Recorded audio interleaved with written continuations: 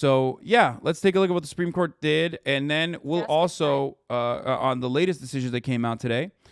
Let's look at the latest decisions from the Supreme Court today. And then after that, we will look at what the Biden administration is doing, or rather not doing, or maybe will do. I noticed all that too. Why the f*** is SCOTUS pushing all this shit out this quickly? I mean, the Supreme Court always goes on a tear like this. It's just that these are some of the more controversial decisions. And the reason why they are doing some of these more controversial decisions is because, and this is going to probably hurt your feelings to admit this or recognize this, but it's because they can. What the fuck are you going to do about it? Huh? Are you going to riot? Are you going to revolt? Are you going to arm the fucking labor? Are you going to arm the working class? Are you going to rise up? No. Are the Democrats going to do anything about it? Of course not. That's it. There's literally no mechanism to even get the Democrats, which are supposed to be functionally on our side, to do the right thing in this circumstance. There's nothing. Yeah, today marks the end of what is surely one of the worst terms in SCOTUS history. We're going to talk about all of this once again to do a recap, but let's start with the EPA ruling really quickly, because man, this is a really great one. How did the court come down? The court coming down against the Biden administration here, really saying that this is a ruling that will effectively limit the Biden administration's ability to regulate power plants and in turn affect climate change. So this was a 6-3 decision written by the Chief Justice John Roberts, and it really hampers the EPA's ability to enact regulations when it comes to power plants. The Supreme Court saying here that the EPA does not have that broad authority that the lower court said it did to regulate the power plant industry and emissions in general. This is actually reversing the lower court. This is sending it back to the lower court, but this will have broad implications for the EPA's powers moving forward. This is impacting the administration when it comes to the EPA, saying that they can't broadly regulate power plants, but then agencies as well, saying that if there are these major questions that have political implications, broad economic implications, that agencies basically won't be given carte blanche. One-party state under the guise of a two-party state, corporatist status quo circle jerk, yeah, for sure. To regulate here. So this is a major takedown of the administrative state here, Poppy. It is. Folks, what is currently happening in the United States of America is a super long, decades-long project, almost a century-long project in undermining federal power. Now, obviously, some nerds are going to say this is a bourgeois government and federal power was always on the side of capital owners regardless. And to them, I say, yes, you're right. Because the federal power, if it worked appropriately, would, in many instances, work in an anti-capitalist manner, would work against the profit margins, would work against the profit-seeking interests of corporations, right?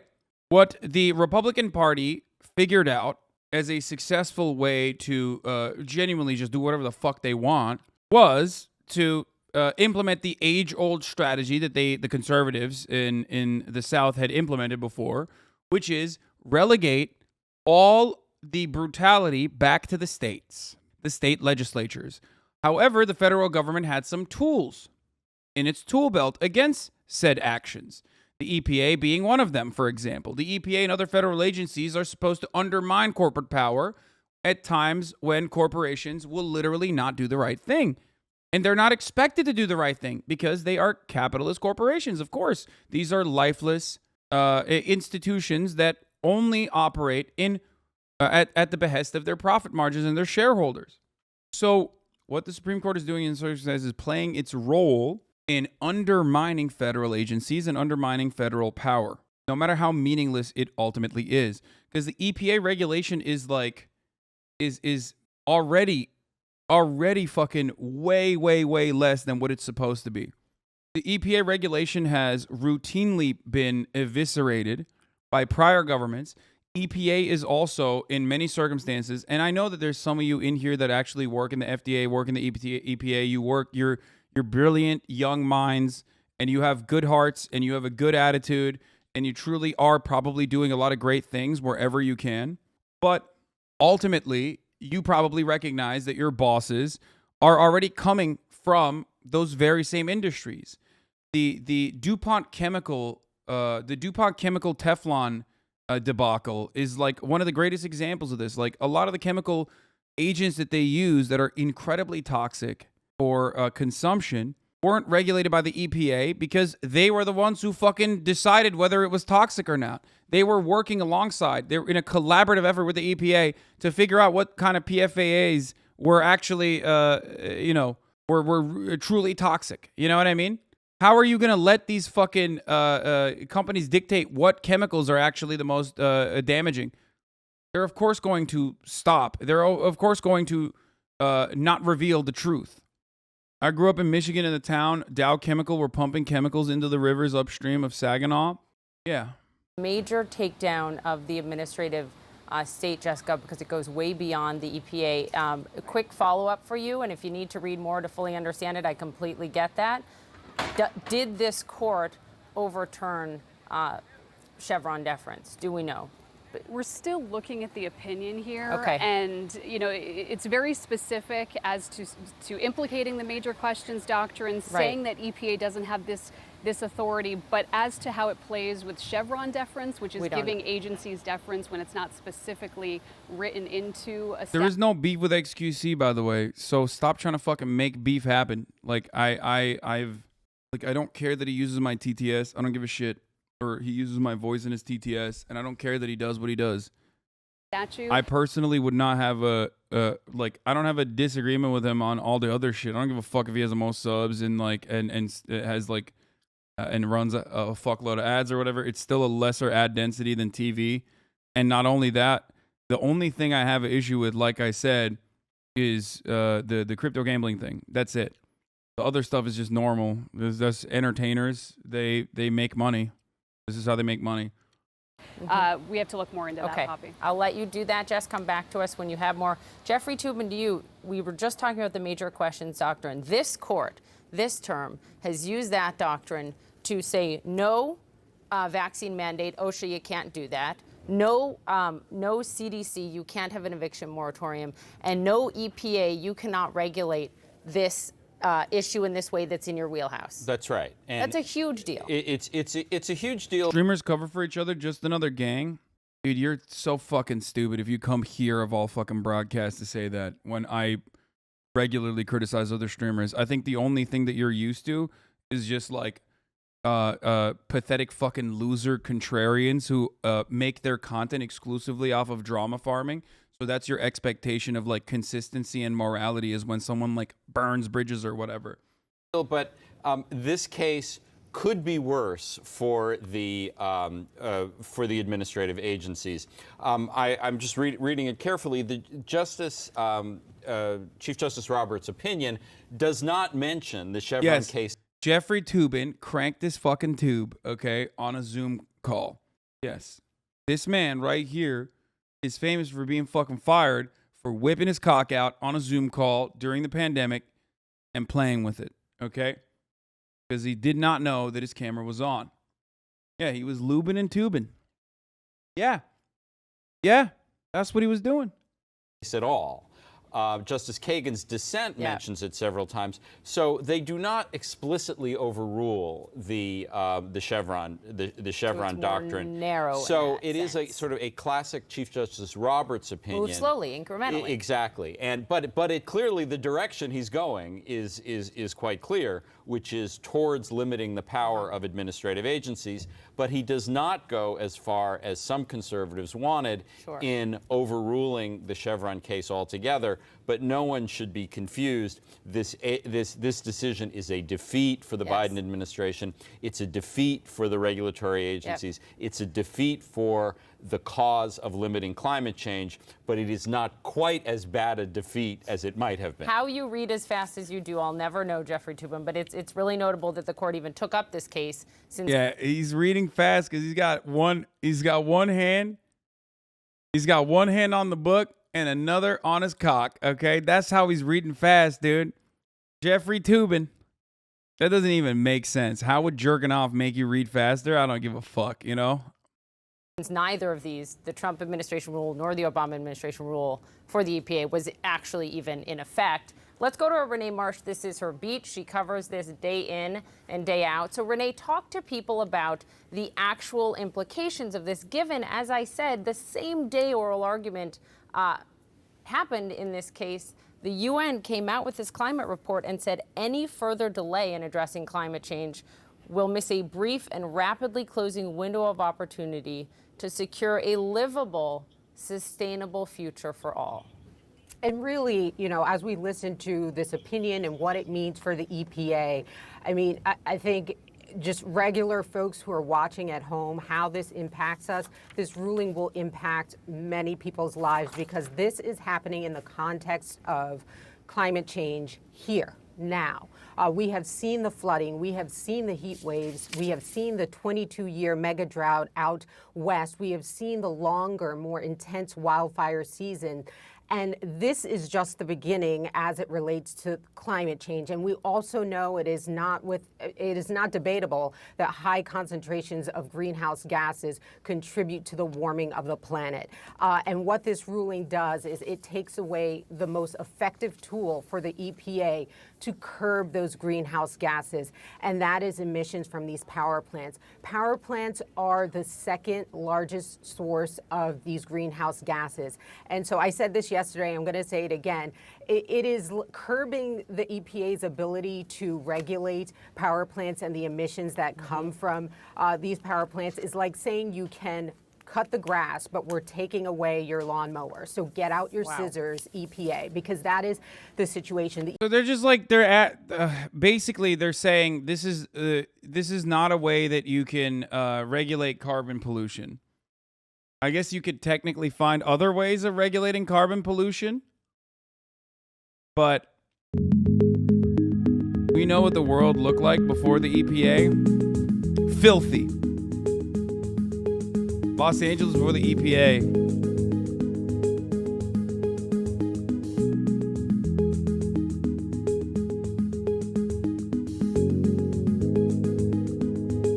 I mean, to be fair, like, low key, like the EPA, it's not like things are popping right now, you know what I mean?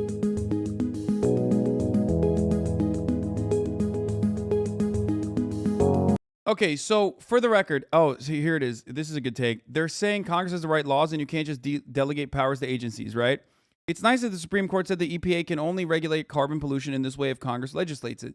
First and foremost, that's not how the fucking federal agencies are supposed to work. But according to the U.S. Supreme Court, that is how the federal agencies are supposed to work. They can only fucking have power granted to them by Congress.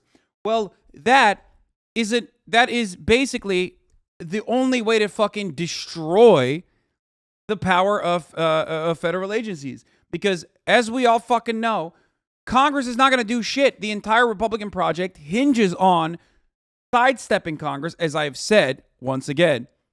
The entire Republican project is about sidestepping Congress and congressional power and relegating all the authority back to states that can enact whatever fucking horrifying policy they want to with a carte blanche approach, with the full knowledge that the Republican-packed courts and the Supreme Court can just solidify states' rights to do whatever the fuck they want. This is the goal. The goal is to sidestep the legislative branch and relegate everything back to the states. They are also probably going to take away federal courts and the powers that the federal courts have in individual states against state legislatures. They're doing that. That's probably something that's going to come up in the next term. There's a North Carolina decision.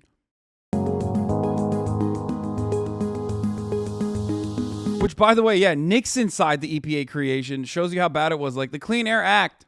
The Clean Air Act is being used as like this incredibly intrusive thing. It's like, yeah, it's supposed to be, man. It's supposed to be. Congress already granted them power. SCOTUS is reversing legislation. No, they're saying that the interpretation of the Clean Air Act is a false one. That's what the main purpose of this is. They're basically stating that the Clean Air Act does not give the Environmental Protection Agency broad authority to regulate greenhouse gas emissions from power plants that contribute to global warming. They're saying you just need to find another way to do it now. You need to pass new legislation to do it now.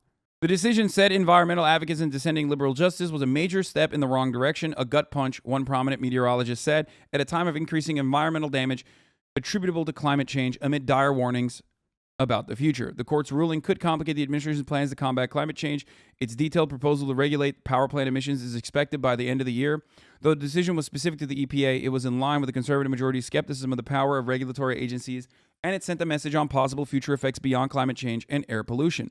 The decision put an exclamation point on a court term in which a conservative majority, bolstered by 3 appointees of former President Donald Trump, also overturned the nearly 50-year-old nationwide right to abortion, expanded gun rights, and issued major religious rights rulings, all over liberal dissents. They also said that the EPA can't set hard limits on things like CO2, which would stop new coal, and instead can only enforce efficiency standards.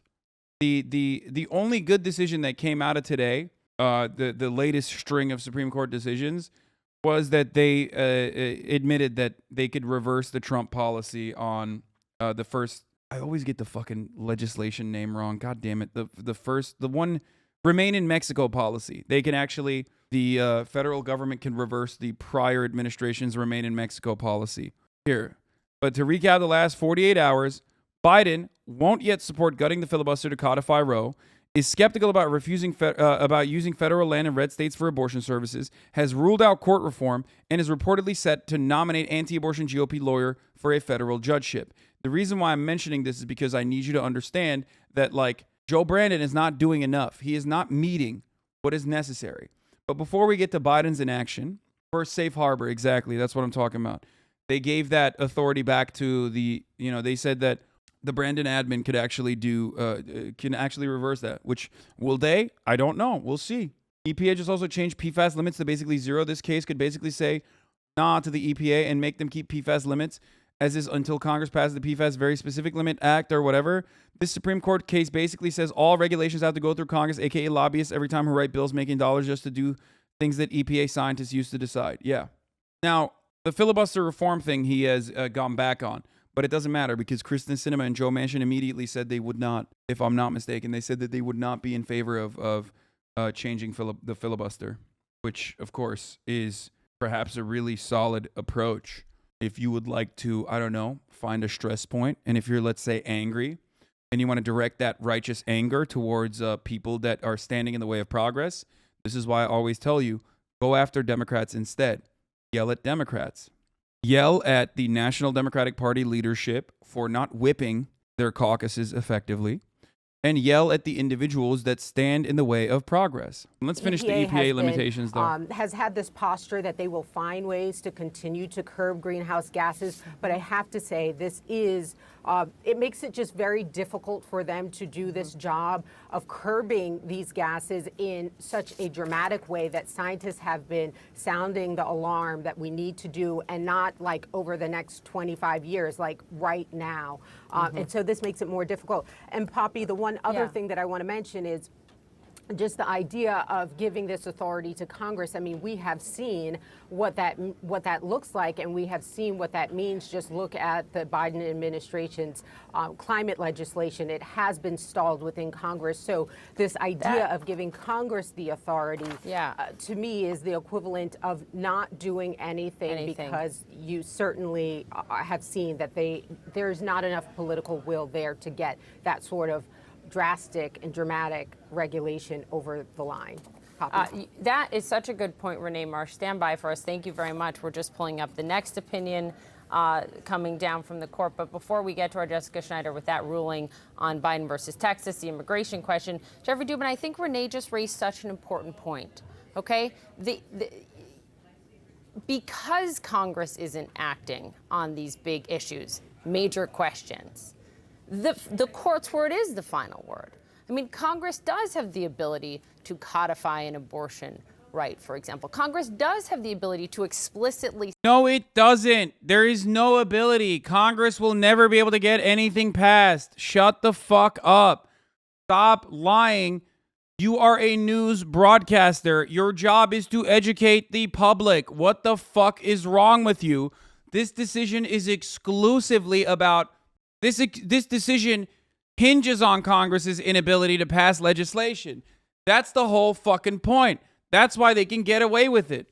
I don't like it when people fucking refuse to recognize that. You're basically lying at that point. We say the EPA can regulate on issues of climate change.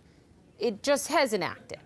That's the point. I mean, you know, that's a feature, not a bug. The reason conservatives and the Federalist Society want to limit the, want to push these doctrines is because they know that Congress is not going to be able to pass.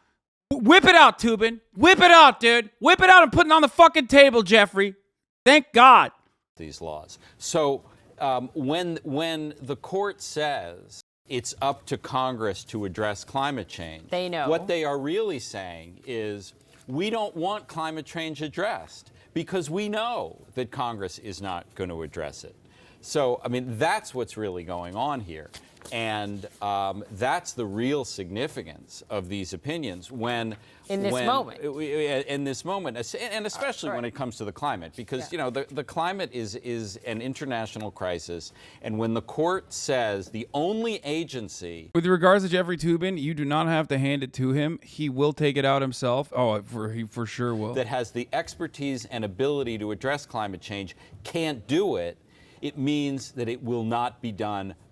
So we're going to talk about the one good thing that came out of the Supreme Court, but before we do that, like I said, let's take a look. So originally, the Brandon fucking take was what we discussed heavily yesterday, with Kamala Harris being like, yeah, we're not going to do anything. But apparently, a lot of the pressure coming from, people like AOC and you guys out in the fucking streets and people yelling at the Democratic Party have gotten to the White House somehow.